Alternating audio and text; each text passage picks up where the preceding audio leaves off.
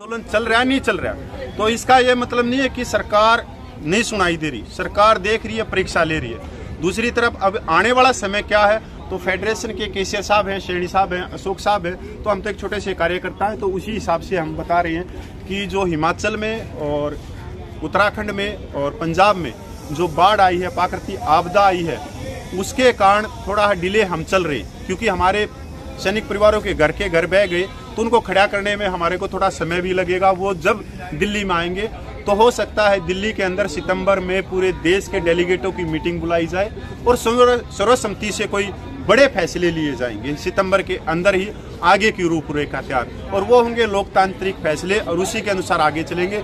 तब तक आप लोग इसी तरह से इस पे विश्वास बनाए रखना। आपका हर व्यक्ति जो फेडरेशन में है वो भगत सिंह अपनी जान दे सकता है। तो मैं सबसे पहले हमारे कैप्टन साहब अपने विचार रखेंगे दादरी से।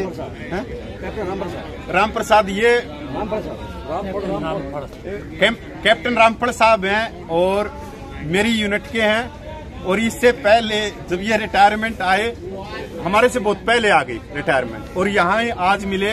यूनिट के 2 कमांडर हैं और 1 प्लाटून हवलदार है। 3 व्यक्ति जो मैंने यूनिट में तो नहीं देखे, हमारे से पहले आगे हमारे बुजुर्ग हैं। तो मैं साहब मैं बहुत बहुत धन्यवाद करता हूं कि आप लोग यहाँ तक पूछे। तो इस मेले में हमने वो चेहरे भी मिले जिन्होंने उस यूनिट के लिए काम किया। हम तो बहुत बाद में गए, सब यूनिट आप लोगों की आप बना के आए हो और आप लोगों ने अच्छा काम किया, साइटेशन दिलाए, विदेश में भेजे, मतलब आप लोगों के काम से मैं इनका बहुत बहुत धन्यवाद। साहब रखो। माँ भारती के पूर्व सैनिक सभी को मेरा राम राम। और मैं सिर्फ एक ही बात कहना चाहूँगा कि जिला दादरी के एक्स विशमैन प्रधान श्री सोमवीर शर्मा जी जो इतनी मेहनत कर रहे हैं, मैं ज्यादा ना कह करके जिस इंसान ने, जिस आदमी ने अपने दिल से किसी चीज को चाहा है वो उसको कर पाया है।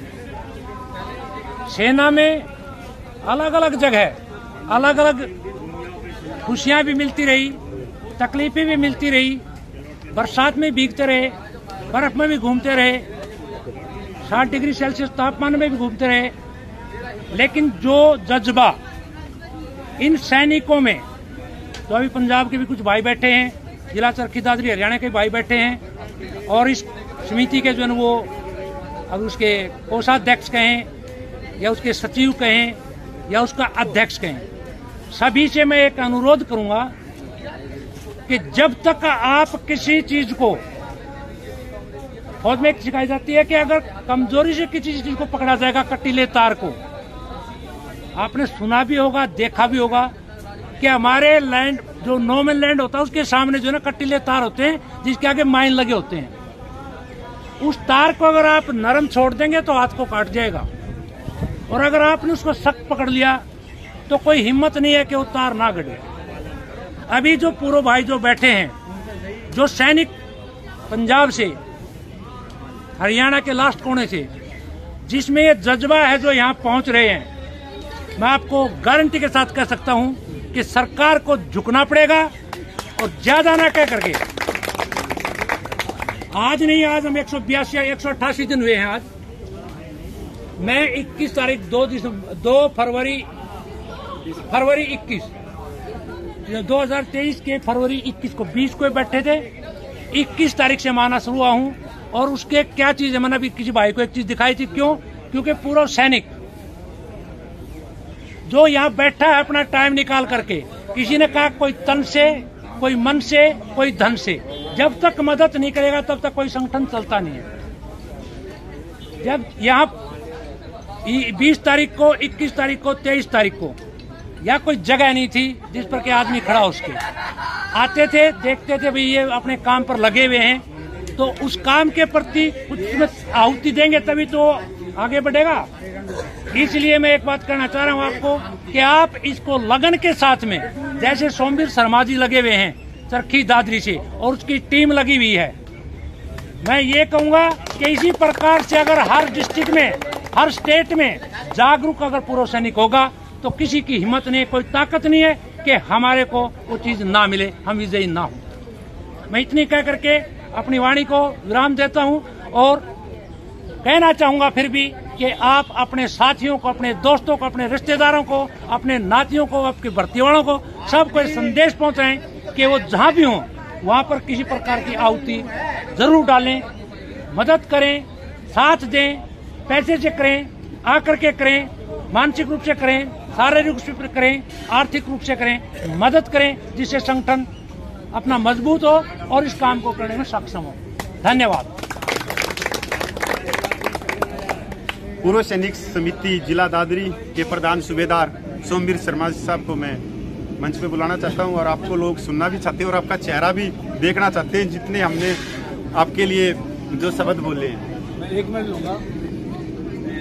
जिला दादरी के लिए बड़े गौरव की बात है कि फेडरेशन का पहुंचना दादरी जिले में, सोमवीर शर्मा ने बताया कि फेडरेशन आपके जिले में गई है। फेडरेशन के अध्यक्ष पूरी टीम दादरी जिला में सबसे पहले वहीं पहुंची और फिर कहीं जगह प्रोग्राम नहीं हुआ है। सोमवीर शर्मा जी को सूचना दी, बहुत कम समय में दादरी जिले से ही पहला लेटर फेडरेशन का जारी हुआ था। अगर मैं जाने को सोमवीर शर्मा जी जाती हैं तो दादरी को पूरा फेडरेशन तो पूरा सपोर्ट है। बीच में कुछ तत्व आ गए थे सोमवीर शर्मा टांग खींचने के लिए, लेकिन हम इनके साथ में कंधे से कंधे मिलाए, हमेशा मजबूती दी है और आज ये अपने तरक्की निरंतर सेवा भाव से लगे हुए हैं और इनकी मुहिम मजबूत होती जा रही है। कुछ लोग होते हैं कुछ क्षणिक समय के लिए होते हैं जिसे कर सकते हैं, लंबे समय तक नहीं कर सकते। तो सच्चा काम करता, सच्ची सेवा करता है, वो हमेशा तरक्की करेगा, सफलता प्राप्त करेगा। तो सोमवीर शर्मा इसके उदाहरण है। इनको बहुत बहुत साधुवाद, बहुत बहुत धन्यवाद। फेडरेशन तरफ से मैं आपको धन्यवाद देता हूँ सर। आप लगे रहो।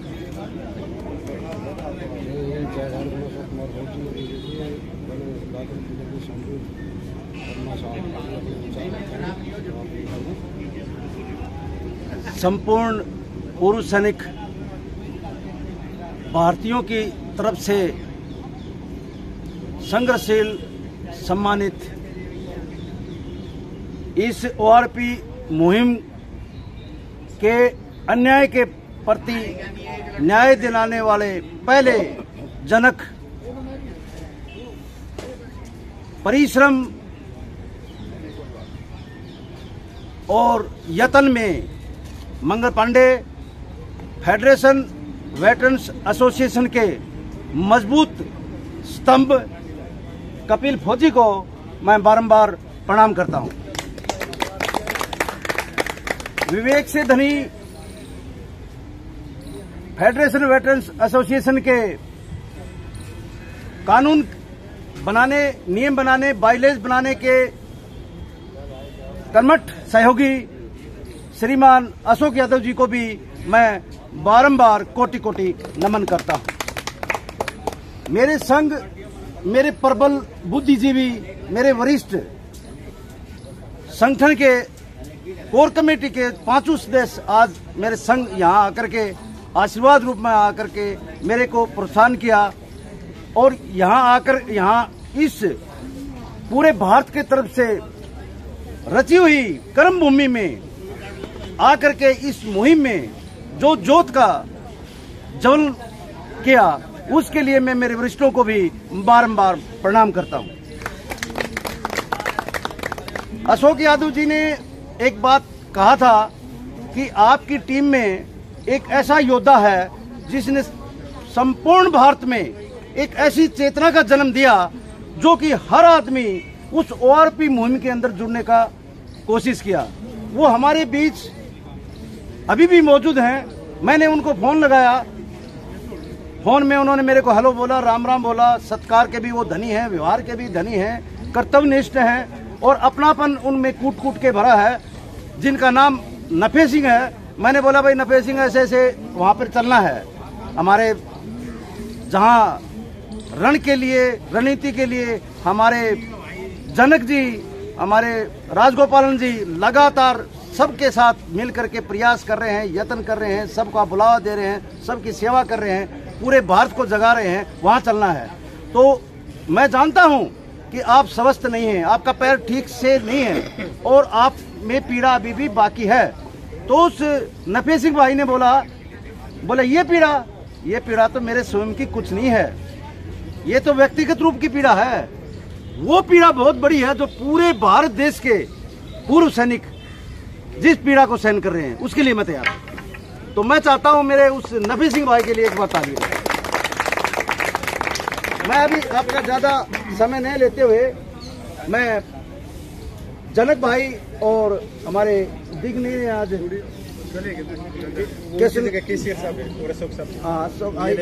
दो भी साहब हैं, उनको मैं बहुत बहुत आभार और धन्यवाद देता हूं हमारी टीम की तरफ से कि जिन्होंने इस मुहिम में आकर के पूरे भारत के वीर गौरव पुरुष सैनिकों को हक दिलाने के लिए जो निरंतर प्रयास अपना बनाए रखा है इस जंतर मंतर पे, उसके लिए पूरा भारत इनके साथ है और इनके परिश्रम से अपनी भावनाओं को जोड़ता है और इनके परिश्रम के तहत हमारी सबकी भावनाओं के तहत एक दिन जरूर आने वाला है जो कि हमें सफलता मिलेगी। एक चीज और मैं यहाँ बताना चाहूँगा, ज़्यादा टाइम नहीं लूँगा। हमारे जिस गांव की पहचान पूरे भारत देश में है, जिस वीर साहसी ने कई हमारे सैनिकों की जान बचाने के लिए अपने आप को छाती लगा के न्यौछावर किया था, मैं इस बात को बताने के लिए अपने आप में गर्वान्वित महसूस करता हूं कि उस अदम्य वीर साहसी के पिताजी धर्मेश सांगवान के पिताजी राजेंद्र भी हमारे बीच में मौजूद हैं।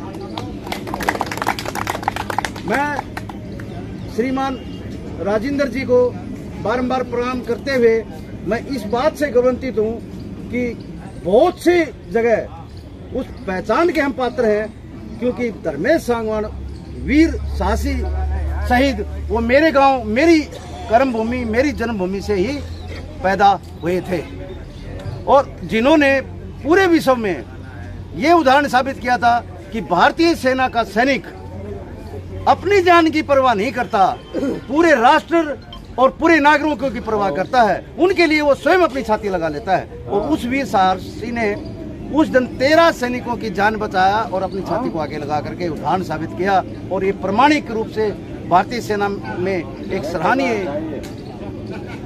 स्वर्णिम अक्षरों में उन्होंने अपना नाम लिखवाया।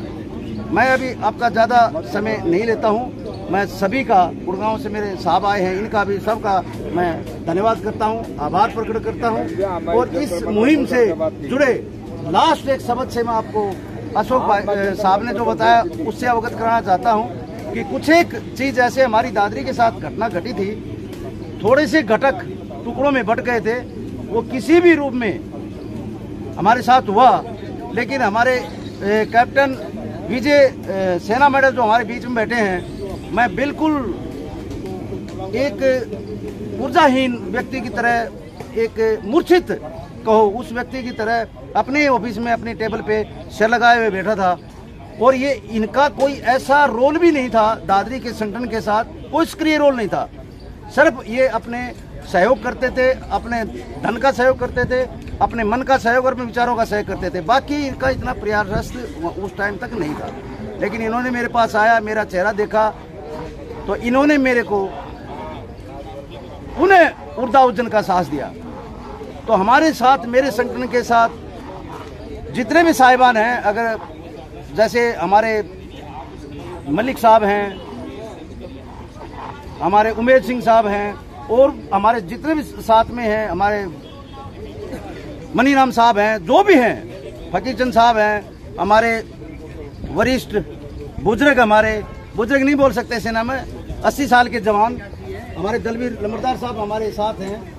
तो ऐसे वर्द जवान मेरी टीम के साथ काम करके, मैं कुछ नहीं कर रहा हूँ, कोई प्रयास नहीं है, सिर्फ इनका आशीर्वाद और इनकी देन है। बहुत दिनों के बाद हमारे कैप्टन रामफल साहब जो आपके सामने कुछ बातें रख रहे थे, मैंने बहुत उनका सराहनीय, उनका चरित्र चित्रण पढ़ा, किताबों में देखा, पढ़ता रहा, उनको ग्राउंड में भी कुछ काम करते हुए देखा, सैनिकों के प्रति देखा, वो पीड़ित प्रकोष्ठा के प्रधान के रूप में दादरी कार्य करते हुए, दिल्ली का काम करते हुए देखा और लोगों ने भी के विचार भी मेरे पास आदान प्रदान हुए भी मैंने देखा कि आप उन आदमियों को क्यों नहीं पकड़ते, उनका आशीर्वाद क्यों नहीं लेते। वो भी आज हमारे बीच हैं, एक बार तालियां बजाएं।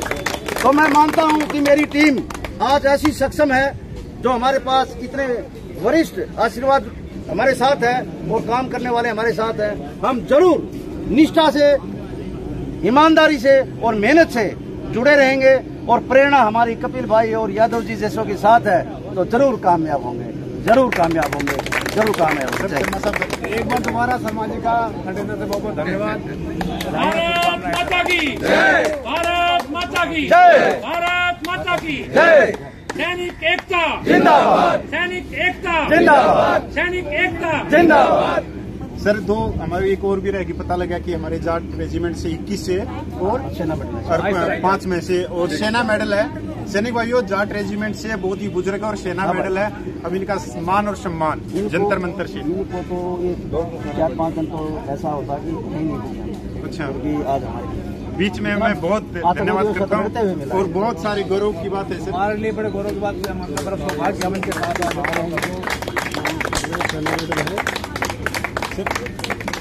विजय साहब, विजय साहब, विजय साहब 21 जाट के अपने विजय साहब हैं, उनको अशोक यादव साहब सम्मानित करेंगे।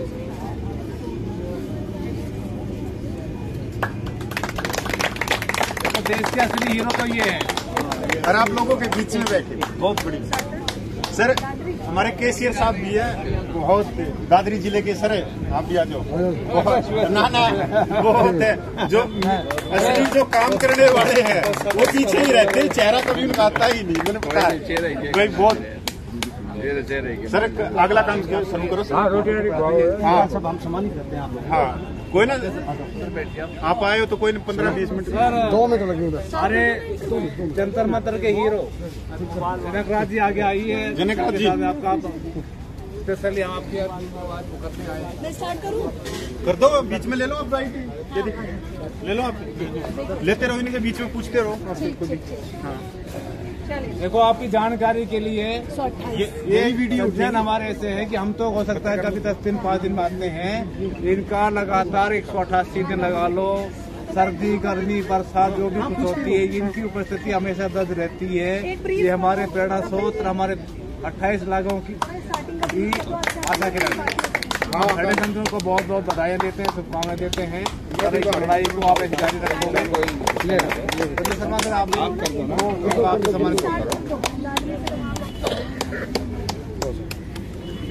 दूसरे हमारे ड्यूटी साहब, ज्योति यादव और आप देख रहे हैं ड्यूटी साहब, ये दूसरे हमारे ड्यूटी साहब हैं। तीसरे टीम में गोपाल कृष्ण जी जैसे कल ही हो गए हैं, उन्होंने लगातार कितना संघर्ष कर रहे हैं हमारे लिए। ये बातचीत कर रहे थे, लाइव कर रहे थे और लोगों को बता रहे थे कि आज क्या चल रहा है, क्या चल रहा है, कभी लग जाएंगे। आज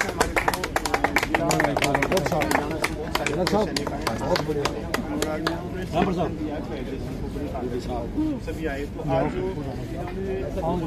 आइए आइए आइए, वेलकम। आप सर फोटो आ जाएगा। हेलो सी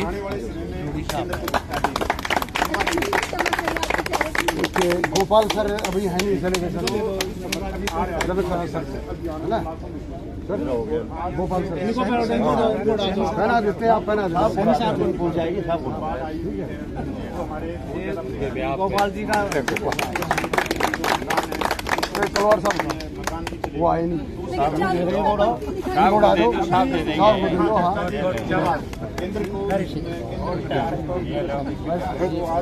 हमारे आ रहे हैं और हम लोग आ जाओ सर। यहाँ तक आ रही है केंद्र सरकार की रिपोर्ट लेके जानी है, तो इसका मतलब कहीं ना कहीं जाटाउन के बीच ऐसे खड़े हो जाओ। जाकर आपने वो क्या था नोटिस वो किसी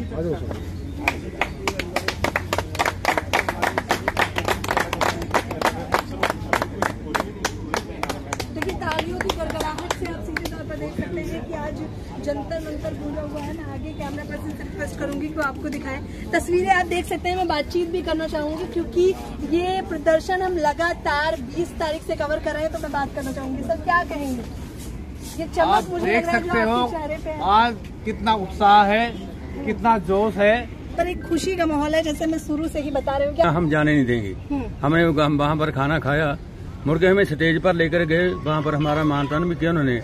मैं वहाँ पर बोला, भाई हरियाणा वालों, आज आपका लंगर छका, रूह खुश हो गई। वाकई आप छोटे भाई हो, हम इससे इनकार नहीं कर सकते। आप हमारे पूजनी को बन चुके हो, बहुत प्यार आता है हमको आपसे। तो एक ताऊ ने बोला, कहना सदा जी ऐसी बात मत करो। मैं क्यों? कहना लंगर तो हमने आपसे ही सीखा है। नहीं, सीखा नहीं था। मैं उस बात स्टेज पर एक बात बोली थी, मैं हरियाणा वालों, आप छोटे भाई बन चुके हो, आपके बाजू हमारे गले में है।